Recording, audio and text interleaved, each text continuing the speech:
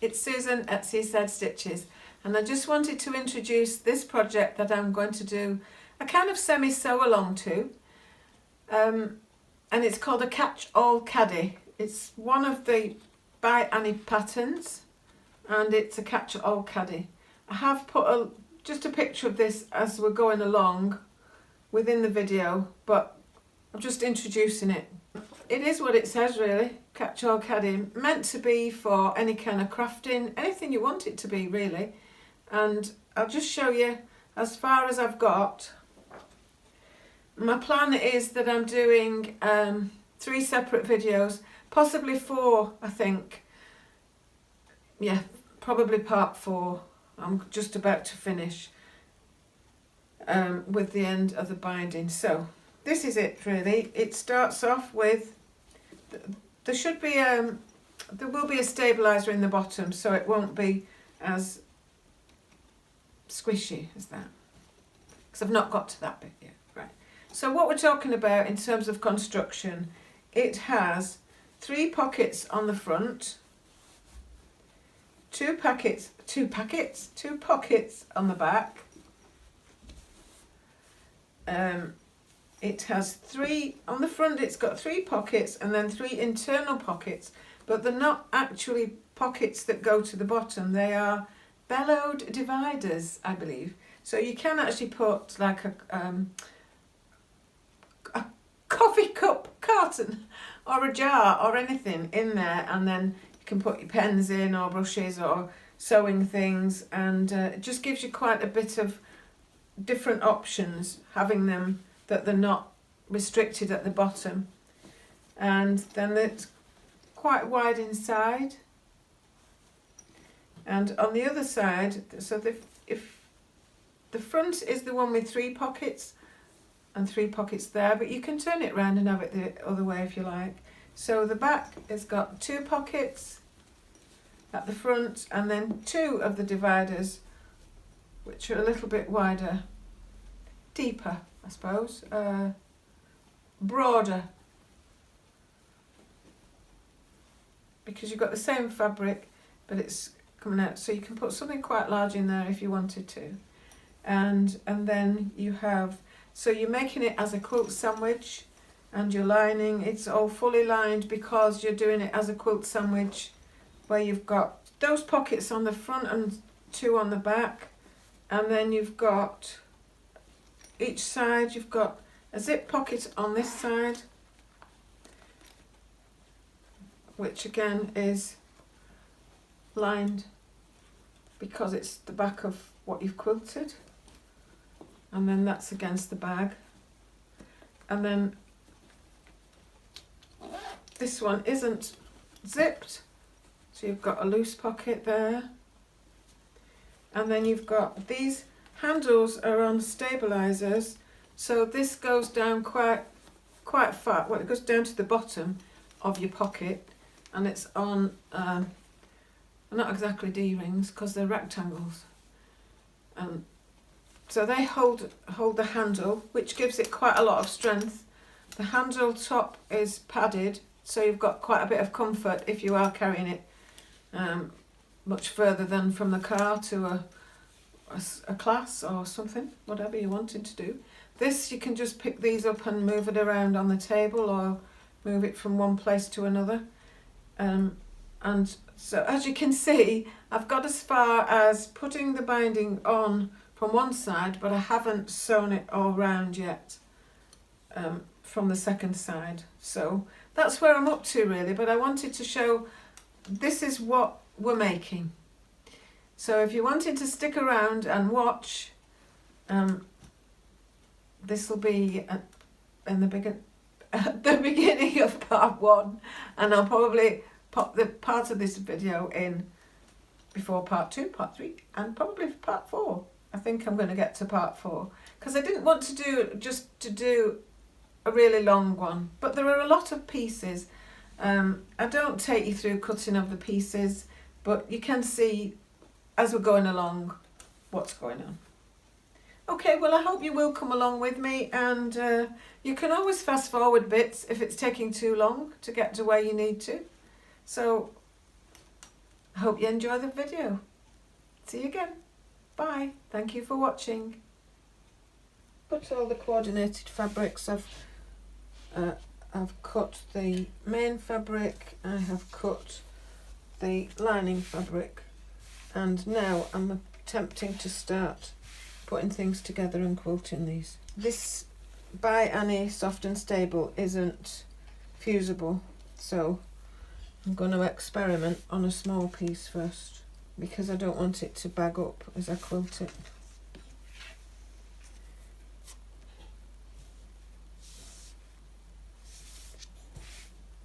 But I'm quite pleased with how the colours had come together, so that's that piece. It is multi-directional, this, although it does look like it's only that way up. This is that tulip pink. True Colours hexes. Hadn't bought it for this, particularly not for lining, but anyway. So what Annie does is she smooths it out and puts in 2 pins in each corner. A pin in each corner at tension. Now I don't know if that's going to be enough for confidence for me that it's not going to have some kind of creasing and slippage. So they're slightly different sizes. They're for cutting out different aspects of it, pockets and things. And there are little tickets that you can cut out, and with what it is that you've cut out, so that you can keep track of what all your pieces are, because there can be many pieces in her patterns. So this is quilted set C, A, B and C in this particular thing. Quite often you just do one piece and just cut it out into different sections.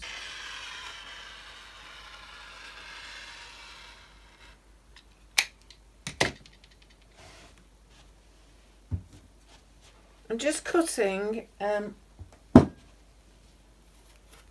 the diagonal. You cut it diagonally, corner to corner. You split it up by making a mountain, and with this one a valley.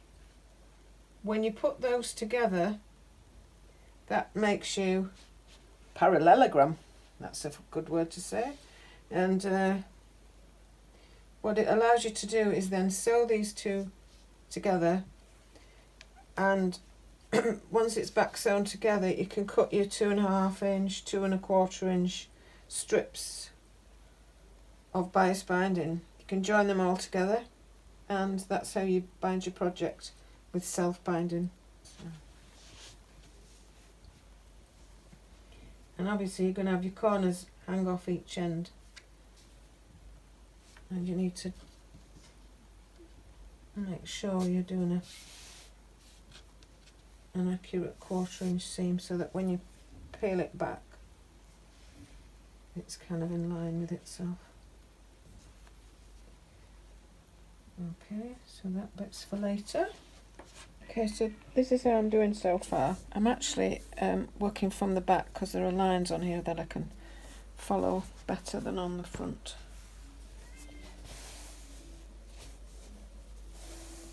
These will end up being the base and the sides.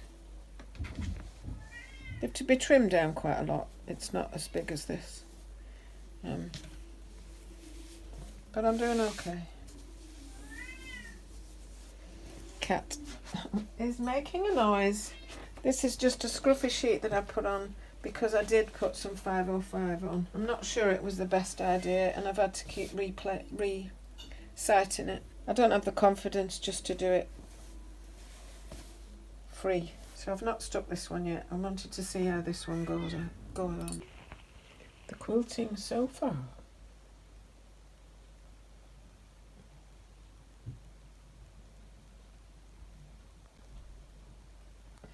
I've just done it the width of the walking foot, just working from one end at a time. I mean from one end to the other rather than starting in the middle and working out. The front side looks a little bit like corrugated paper, a cardboard really, isn't it?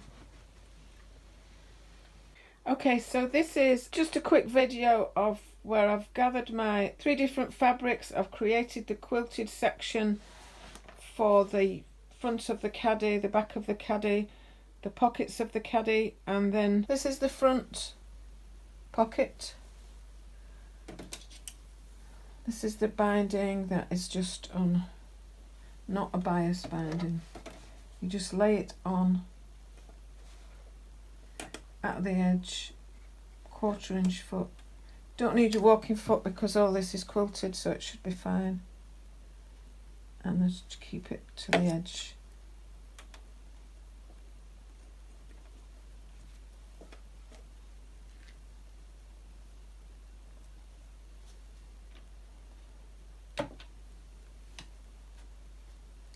My needle is not exactly in the middle at the default setting of 3.5, so when I'm trying to do a 1/4 inch seam I put it to 4.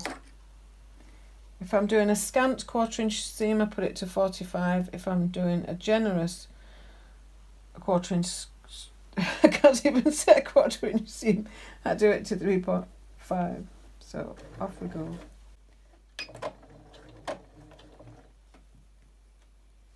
Just a case of keeping that as near to the edge as possible.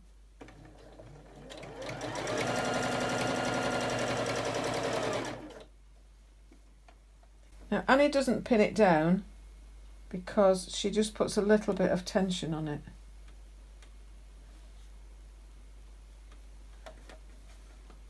I'm never quite sure what a little bit is, whether it's going to be too much or just...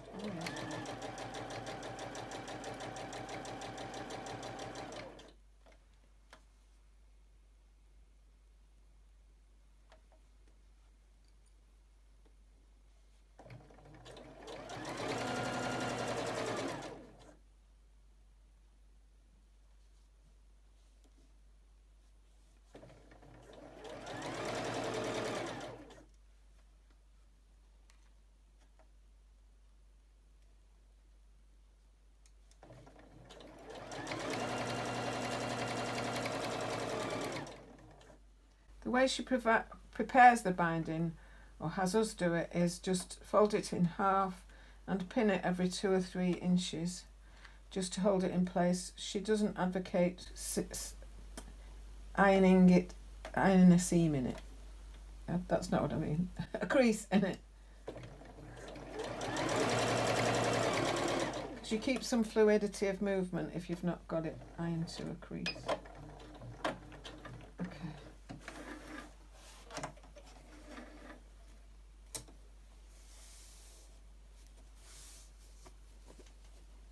Don't know if you can see that. I am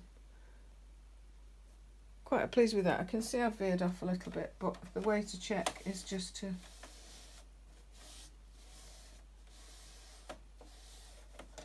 press it to the side and then pull it over. And if you can see your stitches when you pull it over,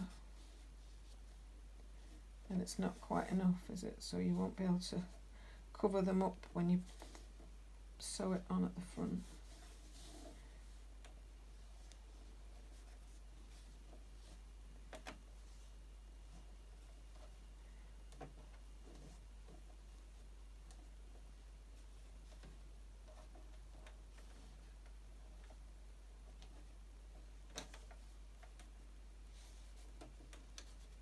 Needs quite a bit of easing because it is quite thick, this. It's the ByAnnie Soft and Stable. If you find that it is too thick, you can run another row of stitching or a few rows of stitching down it. It does squish it down a bit then, as long as you're on the inside of your seam allowance.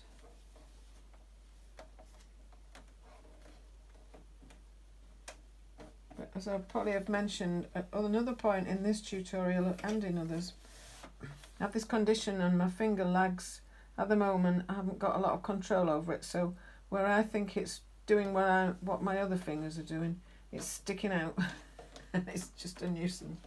So I've not got quite the dexterity that I had or that I would like.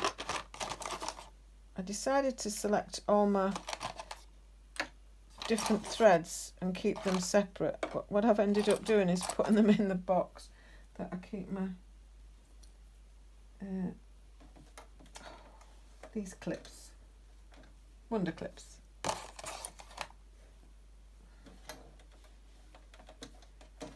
I may have to refine that seam because it's just gone a little bit wide there, but I'll see. Most of them are here waiting for me to sew around the padded handle, which we then fold in half and make a a padded handle shape. Never mind.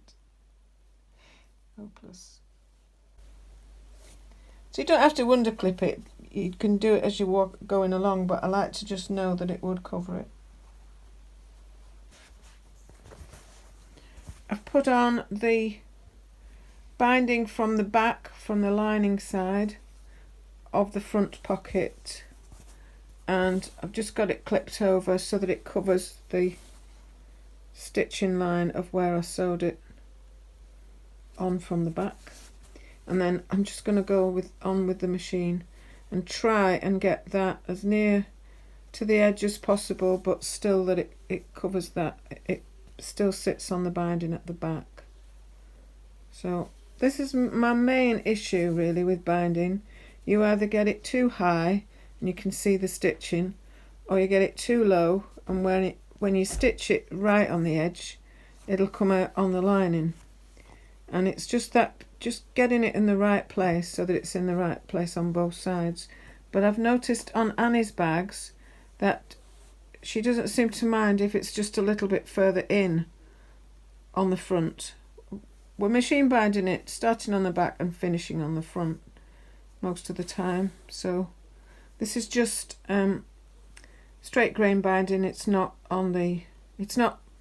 maybe cross grain, but it's not bias, because it's not having to go around any corners or anything, but there is a lot of there's bias binding in the making there. So that's where I'm up to at the moment. Okay, so I now have two pieces, the back pocket and the front, the back pocket and the front pocket for the caddy. And let's see how I'll go with this. So as you can see, that does not line up with that exactly, and I've still never been able to do that really.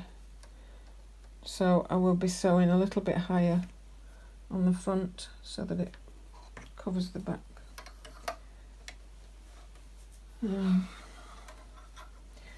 I did this, the first seam I did on 4.5 and it was far too far over, so I put it on 4, but now it's not quite over enough. But then if I do it any less than that, you do see the stitches, so it's a difficult one. Just got to find what's right for you. This will do for me. It's only sewing. Debbie Shaw says that it's only sewing and it can be pulled out, but I'd rather not pull it out. So where's my magic tool? This is always on the floor. You get to see my roots now. ByAnnie stiletto, and it's got a flattened surface so that if you're just on an ordinary table, it'll only roll so far and then stop. But because I'm on fabric, it doesn't really have any effect on it. For some reason my snips are missing. I don't know where they've gone. Something in here. Oh, another clip. Yeah, but I'll move it as I'm going. This is just to show it who's boss. Now ByAnnie recommends that you get her stiletto. I managed without it. It doesn't matter for something like this, but for the things where you've got the thing on its back and you're trying to do it in a curve, it's complicated. So I did get one, but I have difficulty in how many hands I've got. I need an extra hand to hold it because I'm guiding, I'm pulling, yeah. So anyway, it does have its uses. Let me just check that I want that on 3.5, and we'll go with that for now. So just to keep it in. Now I have to check, did I put my foot down?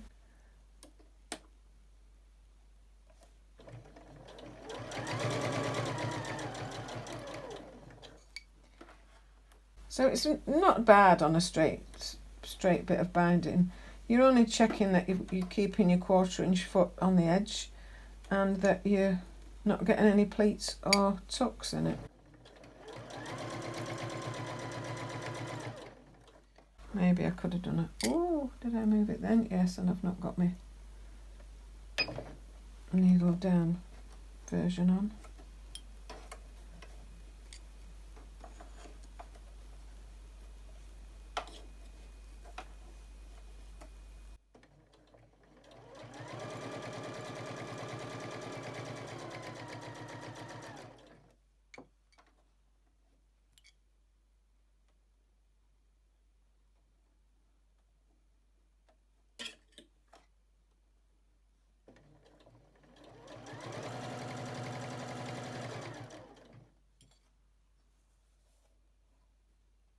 Yeah, so it's missed in a couple of places. So what you're aiming for is to make sure you've got this on the actual binding and not on the lining. I've missed a little bit there, see, it's gone off. So the binding piece will be after me for that. And by the looks of things, I'm going to go off again here because I'm talking to the camera instead of concentrating on what I'm doing. I shall stop that for now.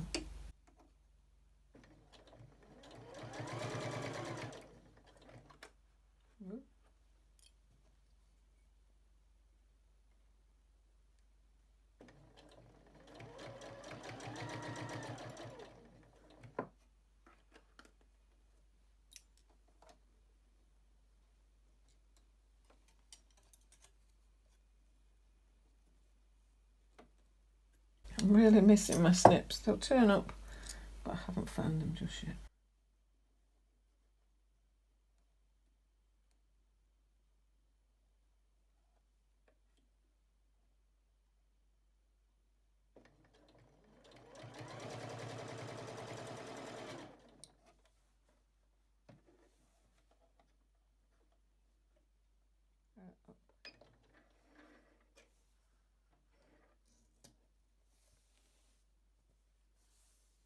Yeah, see, I'm not thrilled with that, so we'll be taking it out because I've got too much over this edge because it only just is kind of right for the binding on this side.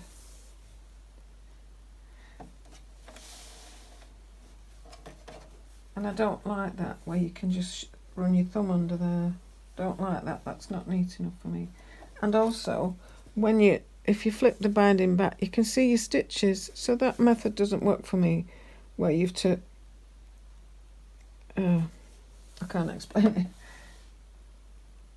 where you can sew it further back just because this one is a bit higher.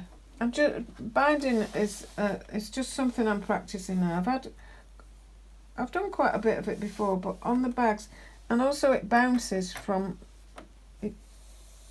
the soft and stable and the Bosul bounce your needle about, so it's not always exactly where you think it's going to be. So I'm not happy with that, so I'm going to twiddle about with it. Yeah, and also I think the pulling over isn't, you don't want to have a baggy bit here, so you do need to pull it over. I'll leave that one for now, and I shall have a go at this, which I did refine the seam once on this side, and let's see if this is any better. I haven't already put the binding on. I'm going to concentrate and not talk while the video's on.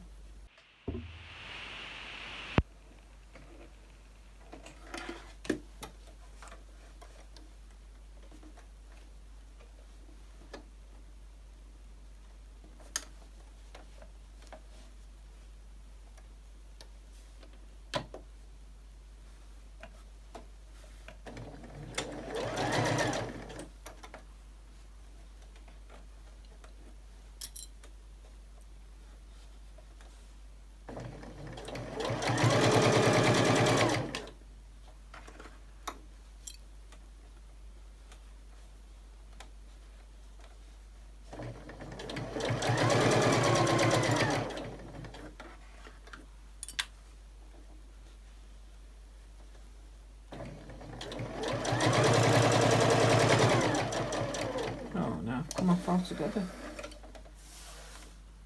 I'm happy with that, but does it go through? Yeah, missed off the edge. So then you have the dilemma, do you now take that all out, or do you have a join? Because it's going to be on the front or the back of the bag, on the outside anyway, of the bag. Oh, it's driving me mad not having those little snips. I've done the giant one of these. I'm not far from the end. I've only got the final binding to put on this one to finish it off. This is an open wide, and I've also got the mini one inside.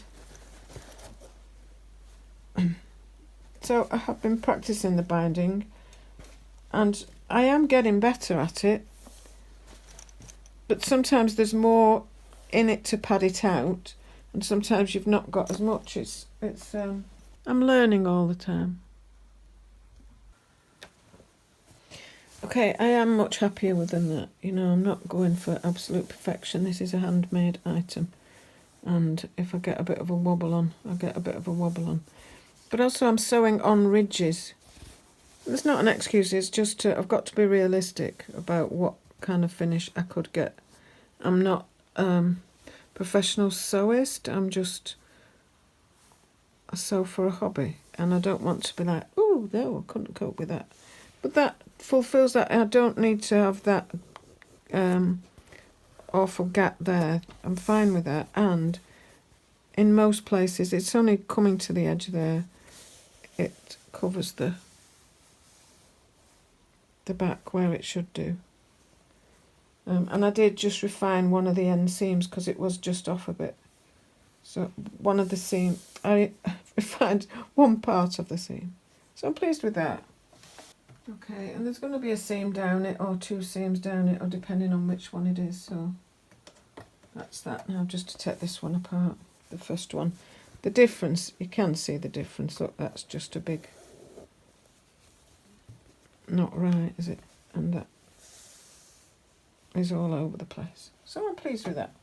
Okay, this is the ByAnnie method of fitting a zip. I can demonstrate it another time properly, but you start with the zip on that side like that, and you sew it to the fabric, and then you turn it over. You leave a little bit extra, and you turn it over and finish it by sewing the back down onto the inside, so you've no raw edges. I've got a little bit of thread. You've no raw edges, and then because this is a pocket, you then bind the top of the fabric.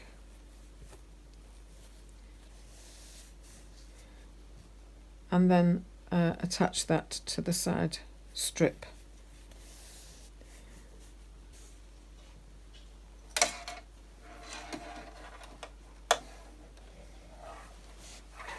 So it's just a case of now sewing that binding down again, just like I've done the others. I've done the other things like the strip, which becomes the bottom of the bag and the sides. I've got the back and the front, and then I've got the side pocket that's on the other side to that one.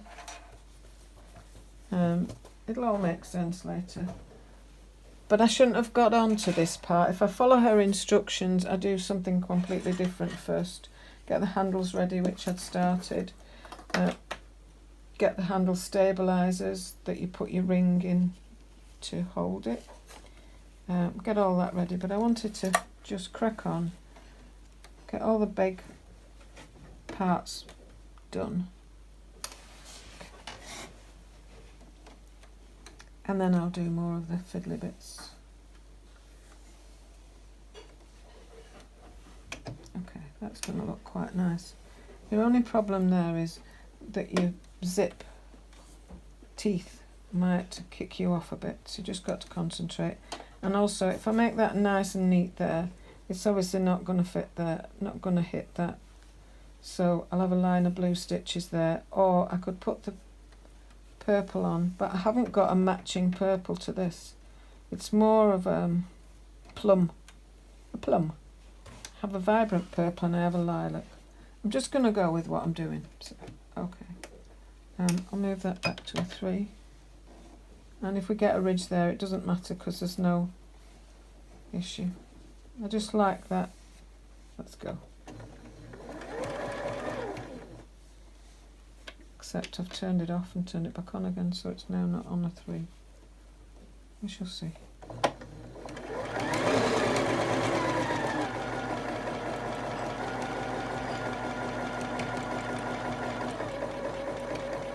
Ooh, gone a bit wonky. And didn't have my top thread in. None at all. I'll just show you that. I didn't have my top thread in.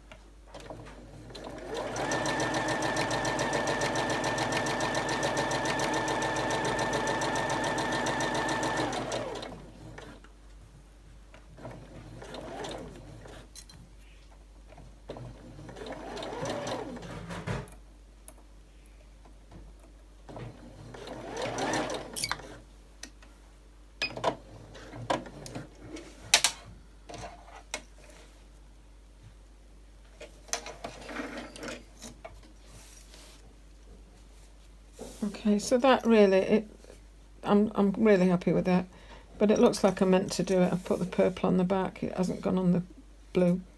Yeah, it's just a case of, you leave it like that for now until it gets attached. Oh, and thread at the end has obviously burst when I change the zip. It's fine, they go back on easily enough. Okay. It's lovely to be with you, so thank you for watching, and if you do like what you see, then please give it a thumbs up, or please give me a comment. I like to know what you're thinking, and see if there's got any ideas that I can help put other videos together, and please do subscribe if you're happy with the video. Okay, I'll crack on. See you in a bit.